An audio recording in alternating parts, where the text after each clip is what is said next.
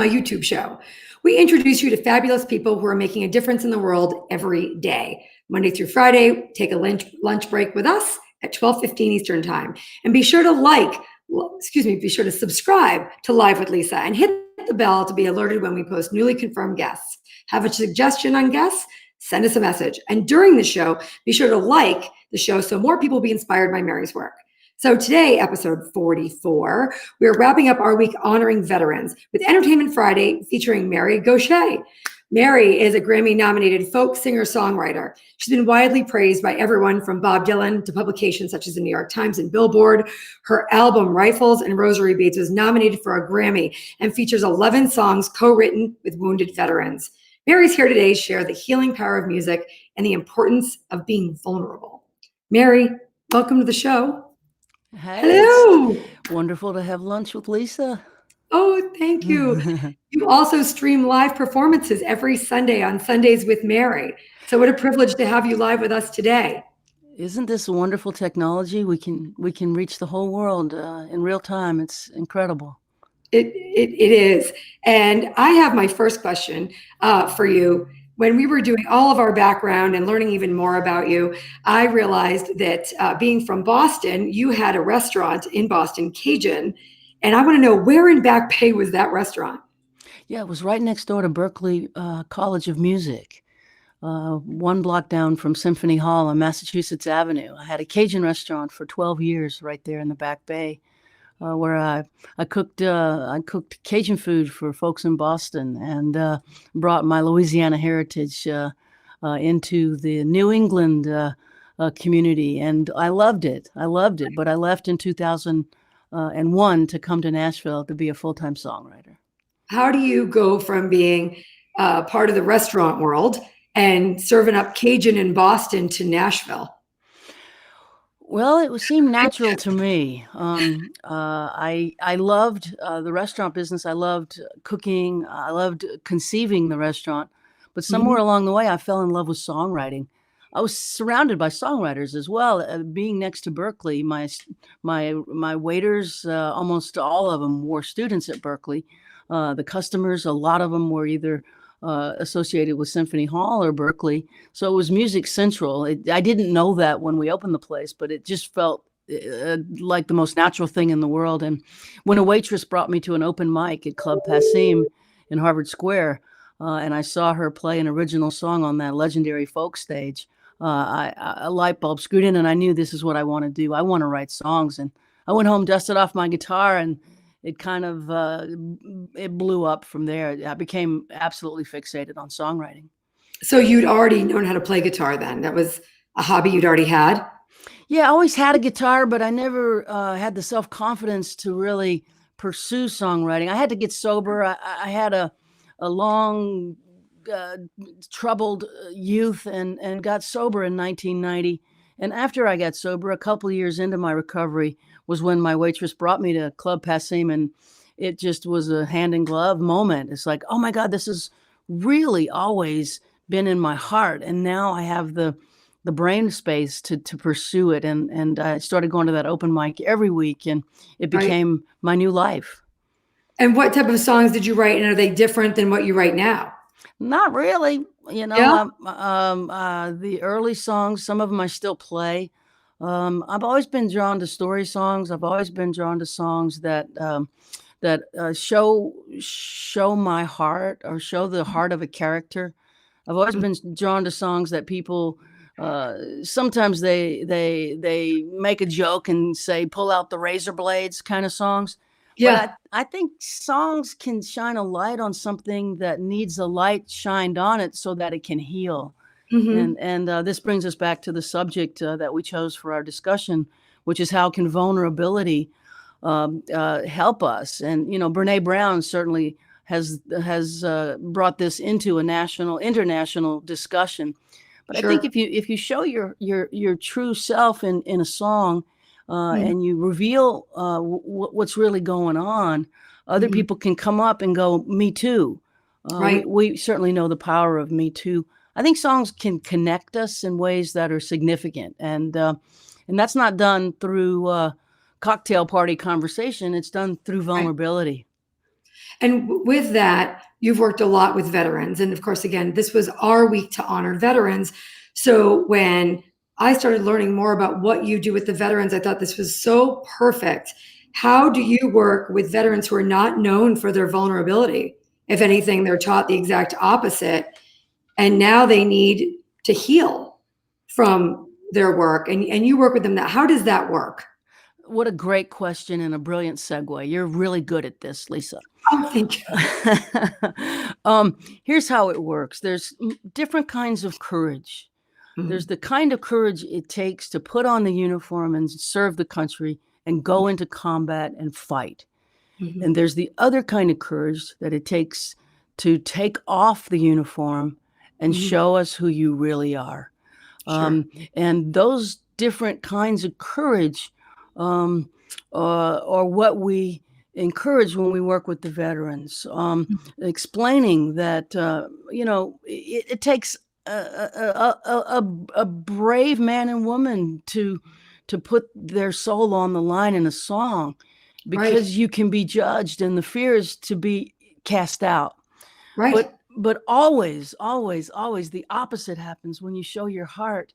In a songwriting workshop with other veterans, they come up to you and say, "Thank you, me too, me too, me too." Right. What I've learned is we're all made of the same stuff on the inside. We're made of the same stuff, and songs are what feelings sound like. And when we see how someone feels, and not just see it, but because songs are also empathy. A well-written song doesn't create empathy; it is empathy. And that connection is a way of bringing somebody back home. We hear so often that many soldiers come home, but they don't come all the way home. Right. They come back, but they don't come home. There's so many ways of putting it, but what we're talking about is trauma. Trauma is removal. And so the hope is to bridge that removal and bring this person who feels removed back into the fold. And so we're building bridges through art and song. And I think it's a very effective and powerful medium. And when someone starts first working with you, they're not just pouring their heart out. You work with them to pull out these feelings and pull out these experiences to help write those songs. Is that how that works? Or well, what's interesting is you don't in a song necessarily ever say how you feel. What you do is you tell a story, and it's through the imagery and the story that the emotion is coaxed out. Right. So, if I say rifles and rosary beads, you hold on to what you need. Wow. That is a line that a veteran told me, because when he landed in Fallujah during the surge, I asked him, "What did you see when your feet hit the ground in Fallujah, 19 years old? What did you see?" He said, "Some guys were holding their rifles with white knuckles. Other guys were holding their rosary beads." Right. And man, there's so much emotion that just nobody says what to feel or how to feel. But when you see those images, you experience emotion, and that's empathy. Of course, you really get into this in your TEDx talk. And when I was watching that, my son is 19, and you were talking about a 19-year-old that has gone to war. And I had a chill, because I thought about my son experiencing these things and seeing these things, and the fear and just the experience as a whole, how hard that would have been. Would you mind playing a song for us? And then when we come back, we can start to get into more that you've done and how you're continuing this work during COVID. Yes, so happy to do it. And that moment when you went straight to your son and you felt it, that's empathy. And the bridge got built. Right. It's a powerful medium. This thing we call song is a powerful medium. This is a song. This is Jamie Harris, who's my partner, and she's helping with technology and also sings with me, and has her own thing going on too. This is a song co-written with military spouses. Their husbands served in different branches of the military at different times, but the women all told me the same story, and what they said is, "Mary, there's a war after the war. It doesn't end when they get home." And we thought all we had to do was get him home safe and alive and we could rebuild our life, but it's not that simple. And so this is the war after the war.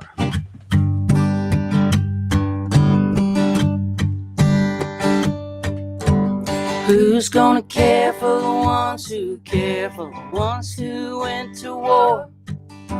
There's landmines in the living room, eggshells on the floor. Lost myself in the shadow of your honor and your pain. You stare out of the window as our dreams go down the drain. Invisible, the war after the war.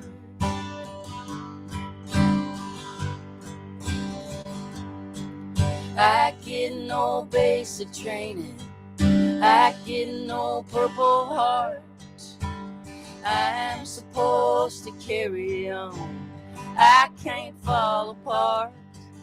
People look at you and thank you for the sacrifice you made. They look at me and smile, say I'm lucky, you're okay. Invisible, the war after the war.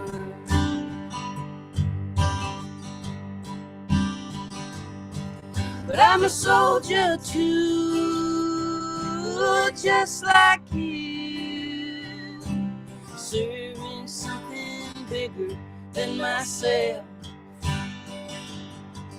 I serve unseen, caught in between my pain and the pain of someone else. But I'm stronger than you think I am, right here by your side. I am not your enemy, I don't wanna fight. There's no going back in time, I know you're not the same. But you are not the only one for whom the world has changed. Invisible, the war after the war.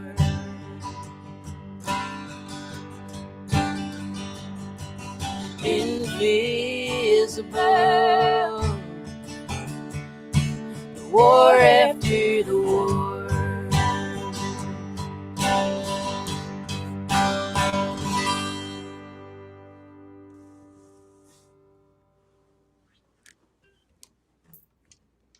So great. I'm so glad Jimmy joined you. That's awesome.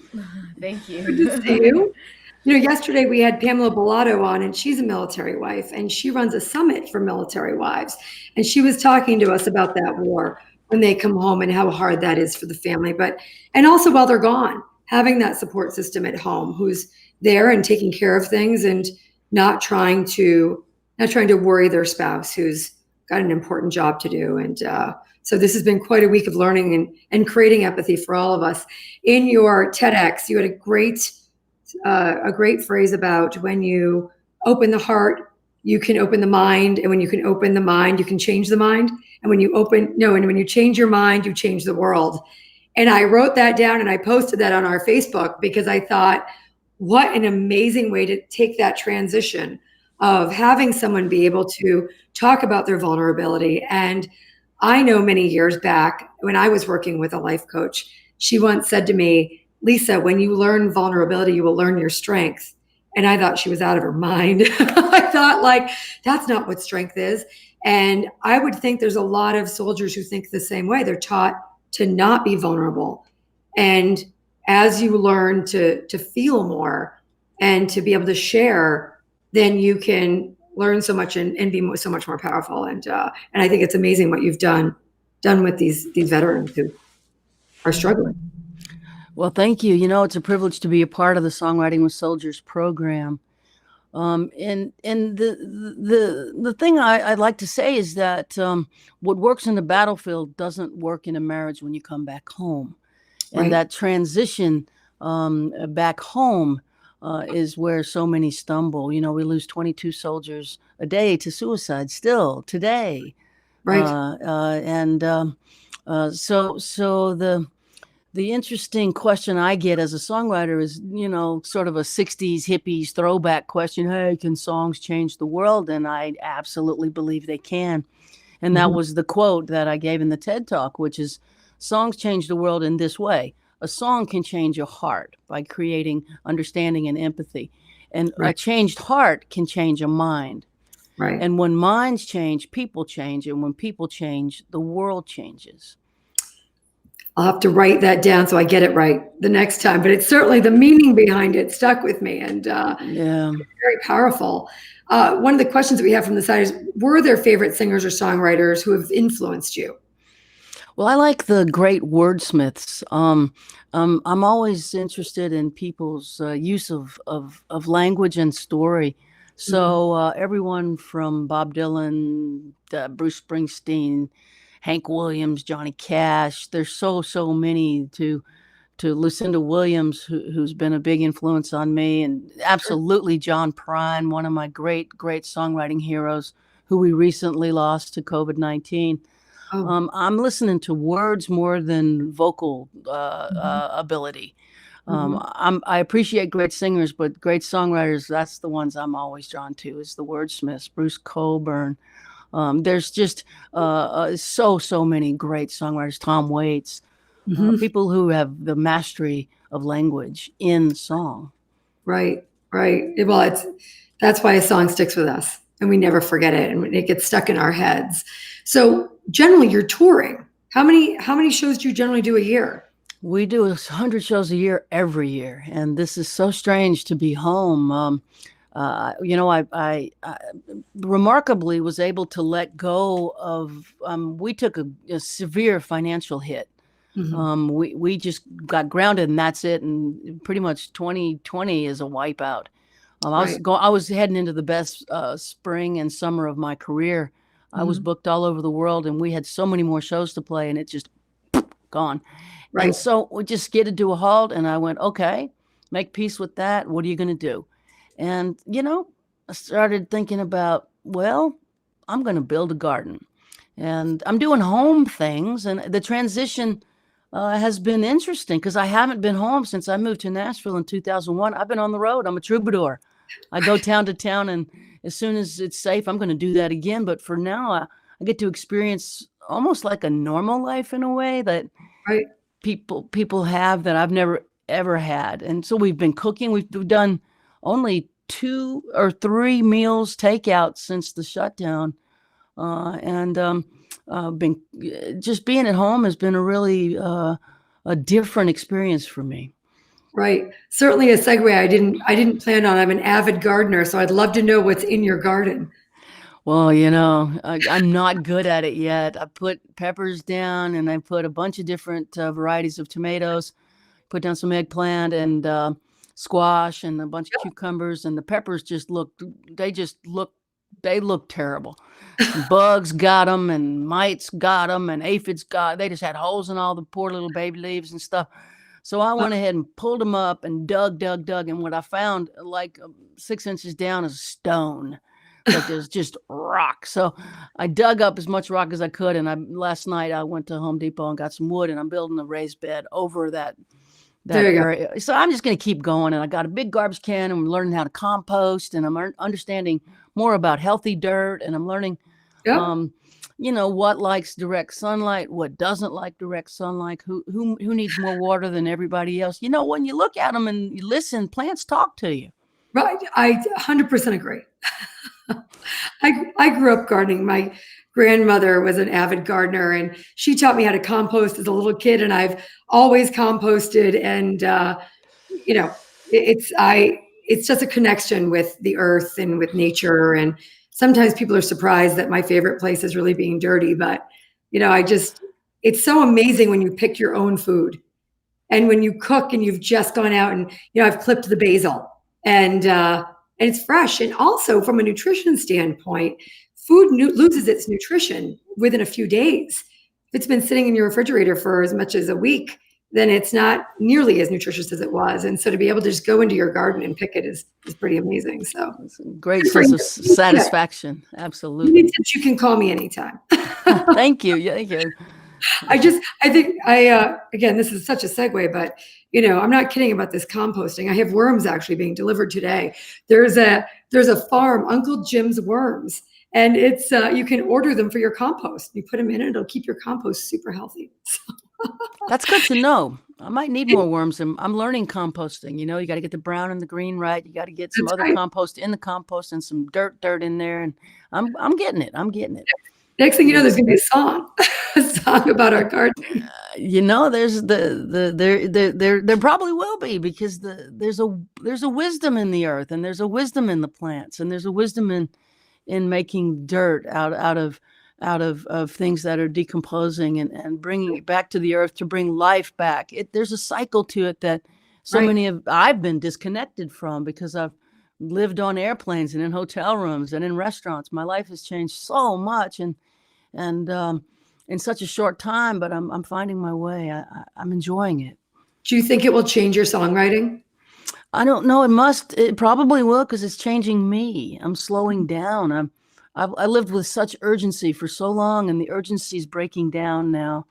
We're very, very busy, but we're not busy in the way we used to be. Right. Yeah. With the songs that you have written, particularly with the veterans, what do you think the biggest impact has been? Or is there one particular soldier you can think of that you really changed their life? Oh man, the soldiers, a lot of them say that it saved their life, that the song saved their life. They give credit to Songwriting with Soldiers, which is a nonprofit that you can find online, songwritingwithsoldiers.org, that pairs professional songwriters with wounded veterans. And we do retreats around the country, several a year. Right now we're shut down, but we'll get back running soon. The transformation is incredible, because when a song reveals your truth, and when your truth is embraced by a group, there is something that happens in your heart and soul that's hard to find words for. I call it alchemy. It alchemizes the pain. It alchemizes parts of the trauma. When you're embraced for your vulnerability and told, me too, it makes you less scared, and it really makes you less alone. Right. But aside from those life-saving transformations with the veterans, when we play these songs, people come up to me every night with tears in their eyes and say, I had no idea what our military families and what our veterans are going through. And so we have a civilian-military divide in the U.S. A lot of civilians don't even know anybody who's served at this stage of history. And so bridging that divide, we have a stereotype in our mind of who a soldier is. And these songs help break down stereotype. That's the beauty of empathy. It breaks down stereotype, which is surface level understanding, and it goes into the heart. It's a lot of what we've talked about this week across the board. We've had all sorts of different types of people related to the military that have come on to talk about their experiences. And again, that empathy that you talk about, of understanding what others are going through, and that it might be something we need to be, it's something we need to be a lot more aware of, and that our soldiers are protecting us and giving us the freedom that we have. And so how can we more greatly honor them, but also support them when they come home, because that's what we're supposed to do, right? They're there supporting us, and we need to do that when they come home. So do you have another song for us that you wanted to share? We do. Let me see if I can get this harmonica on. The harmonica and the headphones is not an easy transition. For those who are watching, the great thing about watching live is that you can ask questions, and we really encourage that. That's the great part of being live, is that we have to chat on the side. So while Mary gets ready for her next song, think about what questions you might have, and then we'll wrap up. So thank you. We'll be back. I'll be back in just a minute.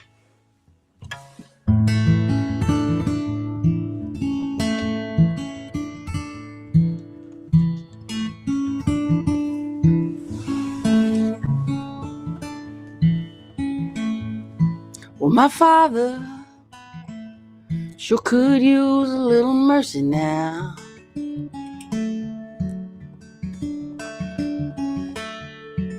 The fruits of his labor falling right slowly on the ground.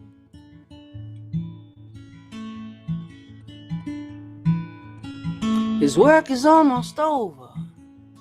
Won't be long, he won't be around.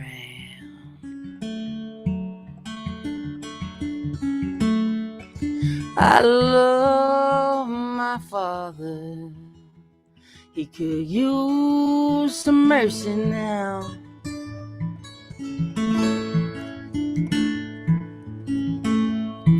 And my brother sure could use a little mercy now.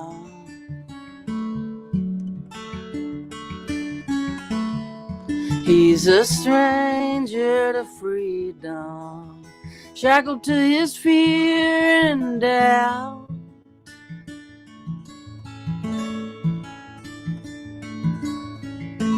The pain that he lives in, it's almost more than living will allow.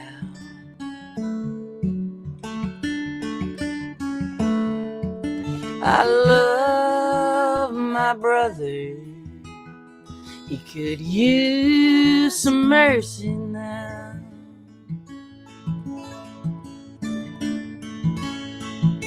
My church and my country, they could use a little mercy now.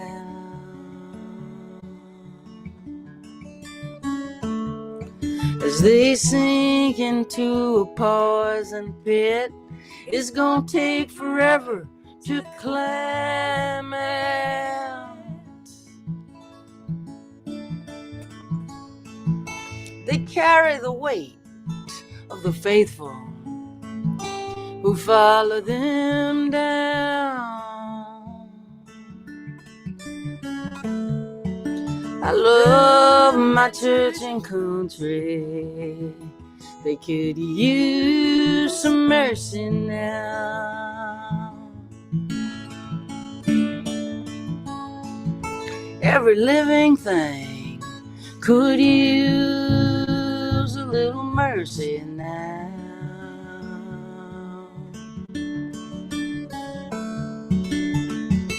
Only the hand of grace can end the race towards another mushroom cloud.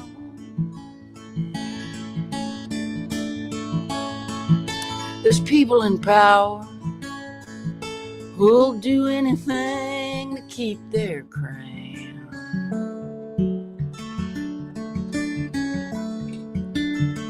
I love life and life itself could use some mercy now.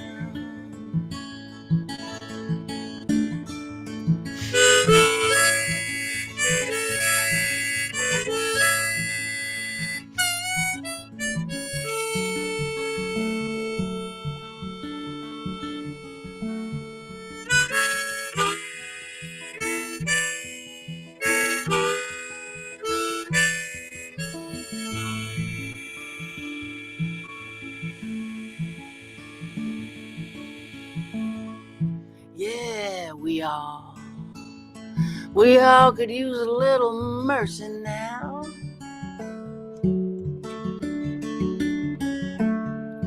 Oh, I know we don't deserve it, but we need it now.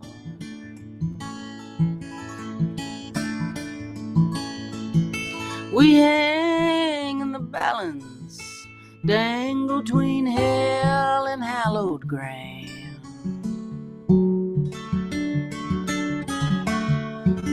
And every single one of us could use some mercy now.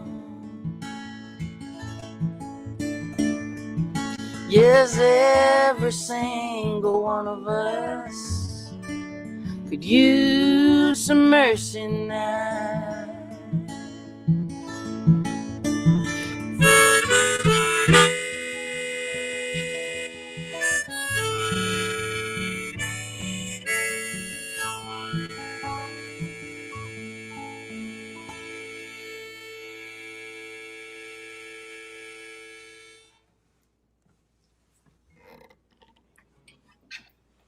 That was beautiful. What a privilege for us today. Thank you so much. It's a What would you pleasure. want people who've just listened to that to know the most? What do you want them to think about? Well, the world is a mess right now. We are in so many forms of crisis all around us, and the two things that are going to help us most are mercy and empathy. Right? Without mercy and empathy, there's just fire and death. We have to call on our higher angels. That's Mm. what I want people to know. We just had a question. What are you listening to right now? Right now, I am not listening to much. I'm listening to my plants. Hmm. I'm doing walking meditations in the park. I'm listening. Mostly, I'm trying to get in touch with the inner voice inside of me. I Hmm. feel a creative spurt coming on, and when that's happening, it's best for me to be in silence for the most part and pay attention to my gut and follow my heart right now. I don't have anything in my earbuds. I'm listening to the birds on the trail. Boy, they were loquacious this morning. There was all kind of singing in the park. We had And a woman on last week, Cass McCrory, and she said that when people are quiet, they can listen to their intuition, and that we have a very strong intuition, and that when we take the time to listen to it, we're often right. And it sounds like that's what you're doing right now. that's what I'm doing right now. That's terrific. This is great. I want to thank you. Our Entertainment Friday is my favorite day of the week. It takes us into the weekend with not only great musical talent, but something to think about. And I'm just going to ask if there's just anything else you'd like to leave us with today. Is there anything? I got nothing. Peace be with you. Thank you for bringing me on, and may we find our way to our higher angels. Well, thank you so much for joining us. I want to thank everyone who has found us again today here on YouTube. If you've enjoyed this today, please click subscribe and make sure that you liked today so that more people will be able to enjoy Mary and what she shared with us today. Also, if you've been watching our social media, which is Live with Lisa Show on Instagram, Facebook, you'll notice that we've been posting what I've been wearing. And why is that? Because I am committed to wearing clothes that are owned and designed by women. And so whenever I can, that's what I do. And I tag them on the show so that you can know that you can put your money where, WEAR, where your mouth is. And these little choices and how we spend our money can make a big difference, particularly now. If someone's a small business, maybe they make jewelry or maybe they design clothes, you can do so much to help them by choosing their clothes. Or maybe you know someone who's a Stella and Dot rep or a Peach, or where they have their own business within another business, and you can support them right now. So again, I really encourage you to watch our social media and see the different products and women who I'm trying to help support, and you can too. So thank you so much. Live with Lisa show, and we look forward to seeing you on the next Live with Lisa. Have a great weekend.